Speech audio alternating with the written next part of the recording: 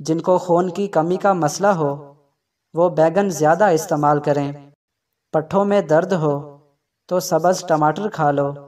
سبز الائچی کھا لینے سے سینے کی جلن ختم ہوتی ہے۔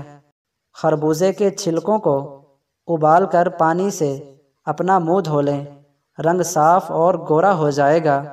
جن کو کینسر کا مرض ہو جائے وہ زیادہ سے زیادہ گاجر کا جوس پئیں۔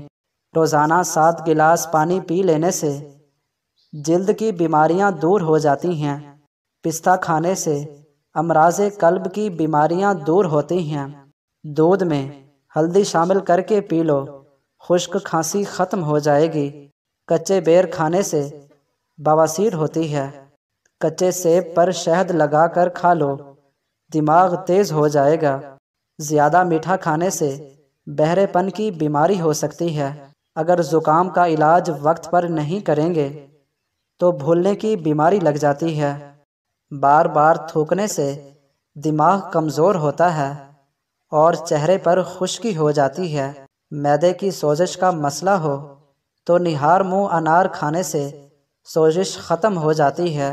نہار منہ ادرک اور لیموں کا پانی پینے سے بڑھتا ہوا پیٹ کم ہو جاتا ہے۔ امرود بھون کر کھا لینے سے دمے کی بیماری ختم ہو جاتی ہے۔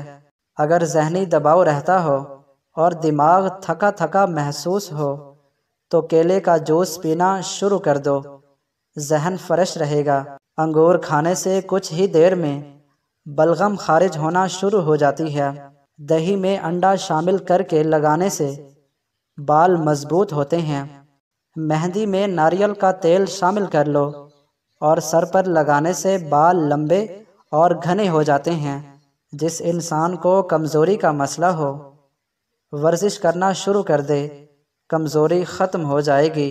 بند گوبھی کے استعمال سے موٹاپا کم ہوتا ہے۔ اگر ہماری یہ ویڈیو آپ کو پسند آئی ہے تو ہمارے چینل کو سبسکرائب کریں۔